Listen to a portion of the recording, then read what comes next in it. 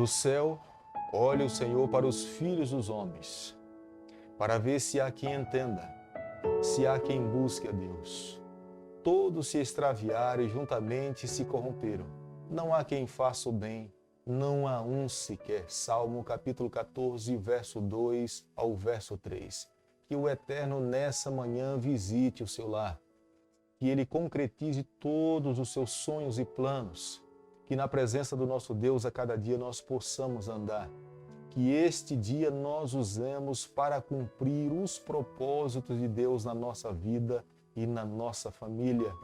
O salmista Davi, no Salmo 14, capítulo 14, o verso 3 e o verso 2, ele diz o seguinte: lá do céu os olhos do Senhor estão fitos nos homens aqui nessa terra, para saber se há alguém que busque a Deus. E nós estamos aqui no nosso primeiro compromisso, na nossa primeira responsabilidade. Estamos com o nosso coração aberto para buscarmos o nosso Criador e deixarmos que a sua palavra conduza a nossa vida. Nós temos estudado um capítulo da palavra de Deus a cada manhã. Esse é o nosso primeiro desafio.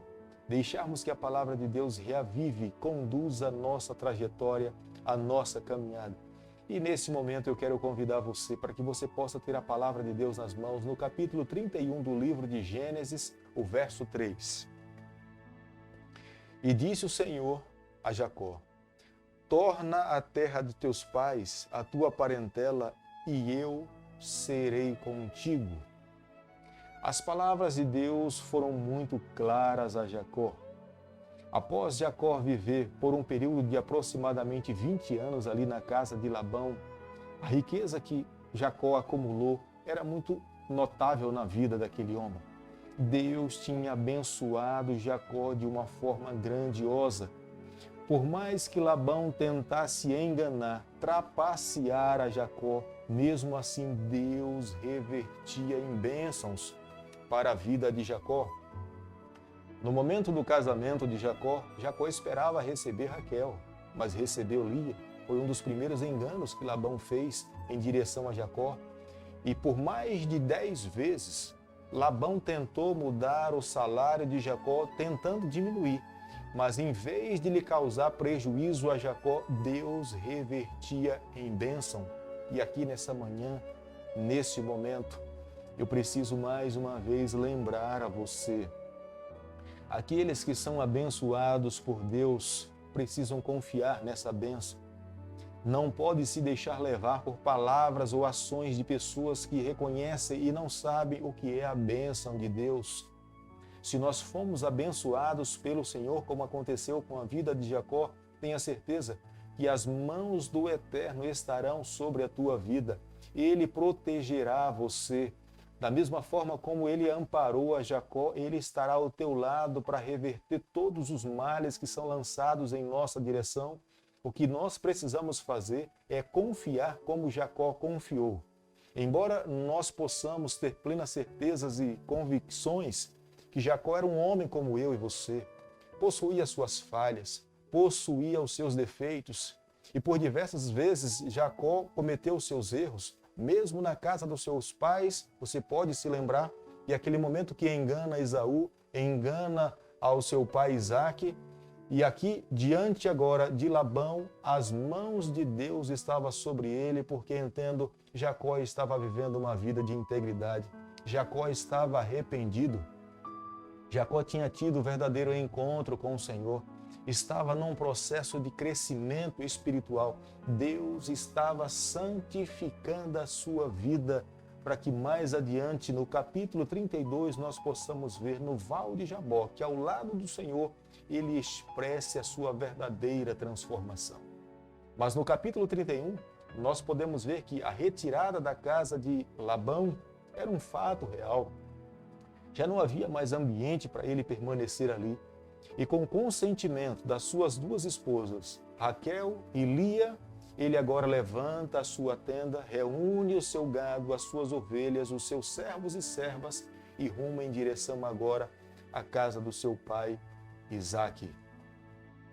Não demorou muito tempo nesse percurso, voltando para a sua casa, após 3 dias de viagem, quando Labão sente falta de Jacó dentro do seu ambiente familiar, procura com os seus filhos e os seus filhos lhe falam que Jacó agora tinha montado a sua tenda e estava voltando para a casa dos seus pais.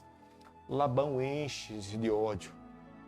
Alimenta no seu coração um sentimento de raiva e como se fosse traição. Reúne os homens da sua casa, monta nos seus cavalos, se armam e vai em direção ao encontro de Jacó. E é no meio do caminho que Deus fala com Labão, dizendo para ele para que ele não pudesse fazer nenhum mal a Jacó. Capítulo 31, o verso 24. De noite, porém, veio Deus a Labão, o arameu, e em sonhos lhe disse: guarda-te, não fales a Jacó, nem bem, nem mal. Deus interviu mais uma vez. Deus se apresentou a Labão e falou: você não pode fazer nem bem, nem mal a ele. Vá simplesmente na sua direção, se despeça dos seus familiares e volte para sua casa, porque eu o abençoei. Eu estou conduzindo a vida de Jacó. E creio que naquele momento reconhece que ele não poderia fazer nenhum mal para Jacó, porque Deus estava ao lado de Jacó. Mas na saída da casa de Labão, Raquel, reconhecendo que Deus tinha abençoado a Jacó e que seu pai por diversas vezes tinha agido de uma forma desonesta para com Jacó, Raquel pega algum dos ídolos que pertenciam a Labão e coloca entre a bagagem de sua viagem. E uma das razões pelas quais Labão vai em direção com muito ódio para se encontrar com Jacó e com seus familiares é que dentro da sua casa ele tinha sentido falta de alguns pertences, e entre esses pertences eram os ídolos que ele em algum momento prestava adoração. E é aquele momento constrangedor que Labão pede para que as pessoas desçam dos seus animais, e em cada bagagem, em cada mala, Labão vai e apalpa e busca tentar encontrar os seus ídolos.